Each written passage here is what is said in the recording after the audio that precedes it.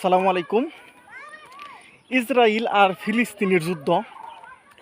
Israel Gaza উপত্যকাকে দখল করতেছে। সবাই এ নিয়ে তীব্র নিন্দা জানাচ্ছে। দেশে বিদেশে বিভিন্ন জায়গায় আন্দোলন হচ্ছে, ভাঙচুর হচ্ছে। অনেকে এই কোকা কোলাকে ফেলে দিচ্ছে, কিনে কিনে ঢেলে ঢেলে ফেলে দিচ্ছে।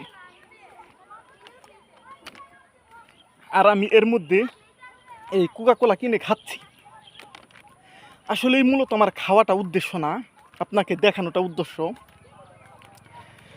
আপনি এই কোকা কোলা কিনে খান বা ফেলে দেন, সেটা কোনো বিষয় না। এই কোকা কোলা যদি আপনি কিনেন, এমন অনেক প্রোডাক্ট আছে। কোকা কোলা আছে, 7 আপ আছে, হুইল আছে, রিন আছে, সার্ফ এক্সেল আছে, এরকম অনেক প্রোডাক্ট আছে যেগুলা ইসরায়েলি পণ্য বাংলাদেশে চলে। কিন্তু আপনি এই প্রোডাক্টগুলো কিনে যে ফেলে দিচ্ছেন, এর দ্বারা কিন্তু ইসরায়েল এই টাকা ঠিকই পাচ্ছে। আর যেহেতু ইসরায়েল এই টাকাটা পাচ্ছে, তার মানে তাদের কোনো ক্ষতি হচ্ছে না। আর তাদের যদি ক্ষতি না হয়, শুধু শুধু আমরা এটা কিনে কেন ফেলে দিচ্ছি, বরঞ্চ আমাদেরকে এইটা কিনে ফেলে না দিয়ে বরঞ্চ এটাকে আমাদের বয়কট করা উচিত।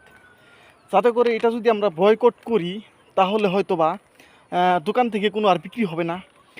আর দোকানে যদি এই কোকা কোলা, এই ইসরায়েলি যত প্রোডাক্ট আছে, এগুলো যদি বিক্রি না হয়, তারা অবশ্যই অর্ডার দিবে না।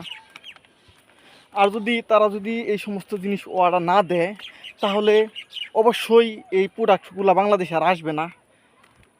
বরঞ্চ আমরা এইখানে এটা আরও বেশি বেশি কিনে এটা মানুষকে দেখাইতেছি। আসলে এটা খাওয়ার জন্য, মানে ইনস্ট্যান্ট খাওয়া যায় এই জন্য হইতেছে, এটা দিয়া আমরা কিনতেছি আর এইভাবে ঢেলে ঢেলে ঢেলে ঢেলে এরকম ঢেলে ঢেলে ফেলে দিচ্ছি।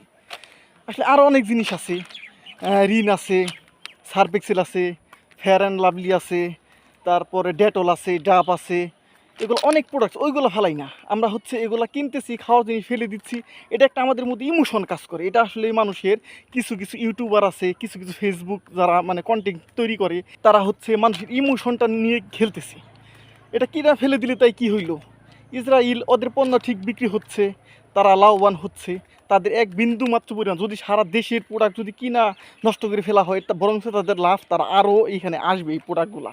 তো বরঞ্চ আমাদেরকে উচিত এই প্রোডাক্টগুলা কিনা বাদ দেওয়া, অথবা যেভাবে এই প্রোডাক্টগুলা বাংলাদেশে আসে, এই জিনিসগুলা মানে এটা আটকায় দেওয়া, যাতে বাংলাদেশে কোনোভাবে এটা না আসতে পারে।